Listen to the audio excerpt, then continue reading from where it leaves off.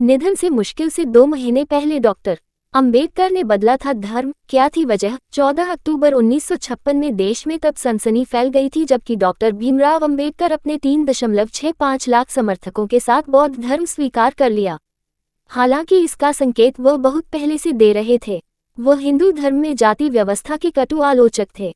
हालांकि उनके इस कदम और इससे संबंधित भाषणों का बहुत विरोध भी हुआ।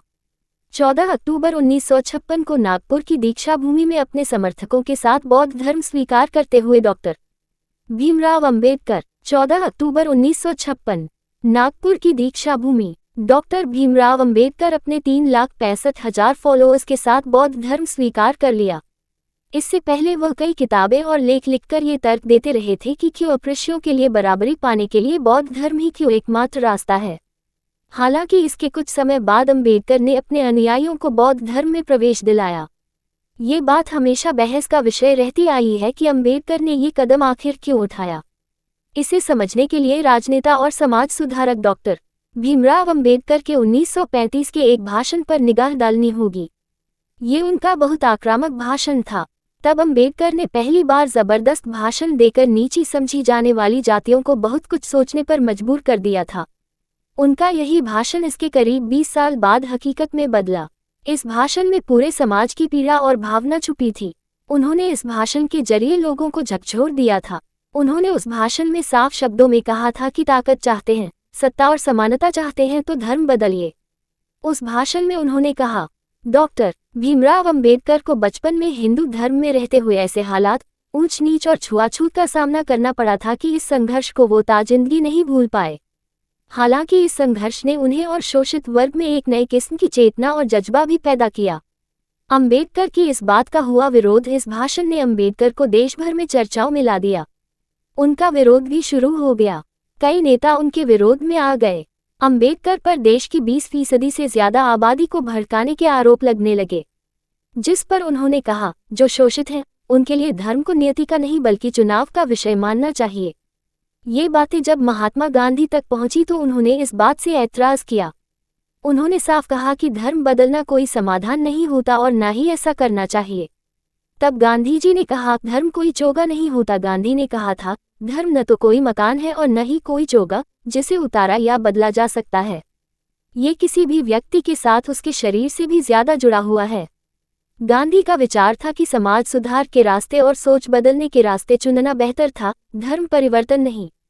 लेकिन अंबेडकर कट्टर जातिवादी हो चुके और पिछड़ों का हर तरह से शोषण कर रहे हिंदू धर्म से इस कदर आजिज आ चुके थे कि उनकी नज़र में समानता के लिए धर्म बदलना ही सही रास्ता था। हिंदू पैदा हुआ लेकिन हिंदू मरूंगा नहीं। मैं हिंदू धर्म में पैदा जरूर हुआ लेकिन हिंदू रहते हुए मरूंगा नहीं। 1935 में ही अंबेडकर ने इस वक्तव्य के साथ हिंदू धर्म छोड़ने की घोषणा कर दी थी, लेकिन औपचारिक तौर पर कोई अन्य धर्म उस वक्त नहीं अपनाया था। अंबेडकर समझते थे कि यह सिर्फ उनके धर्मांतरण की नहीं बल्कि एक पूरे समाज की बात थी, इसलिए उन्होंने सभी धर्मों के इतिहास को समझने और कई लेख लिखकर शोषित समाज को जागृत व आंदोलित करने का इरादा किया। लंदन के गोलमेज सम्मेलन में महात्मा गांधी के साथ मौजूद डॉक्टर अंबेडकर, गांधी जी के साथ अंबेडकर के वैचारिक मतभेद ताजिंदगी बने रहे। वो गांधी जी के सबसे बड़े आलोचकों में गिने जाते थे। अंबेडकर मानते थे बौद्ध धर्म ज्यादा वैज्ञानिक और तर्कसंगत। साल 1940 में अपने अध्ययन के आधार पर अंबेडकर ने द अनटचेबल्स में लिखा कि भारत में जिन्हें अछूत कहा जाता है वो मूल रूप से बौद्ध धर्म के अनुयायी थे। ब्राह्मणों ने इसी कारण उनसे नफरत पाली।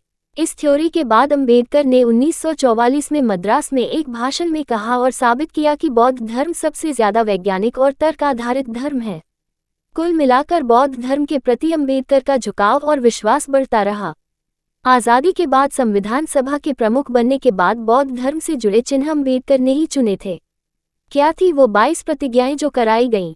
14 अक्टूबर 1956 को नागपुर स्थित 14 अक्टूबर 1956 को नागपुर स्थित दीक्षा भूमि में अंबेडकर ने विधिवत बौद्ध धर्म स्वीकार किया।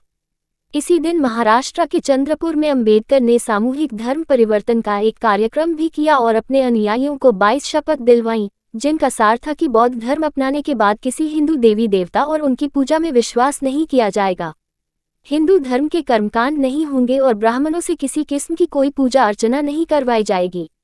इसके अलावा समानता और नैतिकता को अपनाने संबंधी कस्में भी थीं। धर्म परिवर्तन और उसके बाद अंबेडकर के धर्म परिवर्तन को असल में दलित बौद्ध आंदोलन के नाम से इतिहास में दर्ज किया गया, जिसके मुताबिक अंबेडकर के रास्ते पर लाखों लोग हिंदू धर्म छोड़कर बौद्ध बने थे।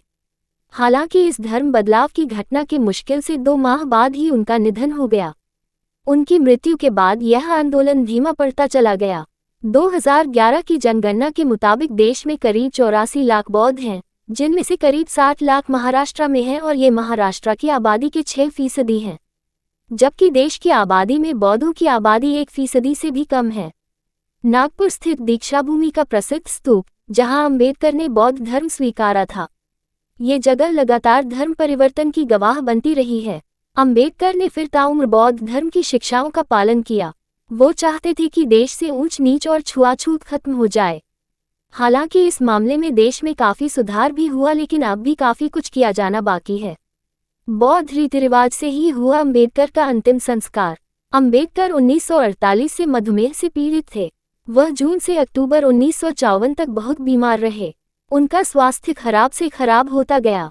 अपनी अंतिम पांडुलिपि बुद्ध और उनके धम्म को पूरा करने के 03 दिन बाद 6 दिसंबर 1956 को उनकी मृत्यु दिल्ली में उनके घर में हो गई। 7 दिसंबर को चौपाटी समुद्र तट पर बौद्ध शैली में उनका अंतिम संस्कार किया गया, जिसमें सैकड़ों हजारों समर्थकों, कार्यकर्ताओं और प्रशंसकों भाग लिया। सूचना सिर्फ मान्यताओं और जानकारियों पर आधारित है। यहाँ ये बताना जरूरी है कि यह मेरा वीडियो किसी भी तरह की मान्यता, जानकारी की पुष्टि नहीं करता है। किसी भी जानकारी या मान्यता को अमल में लाने से पहले संबंधित विशेषज्ञ से सलाह लें।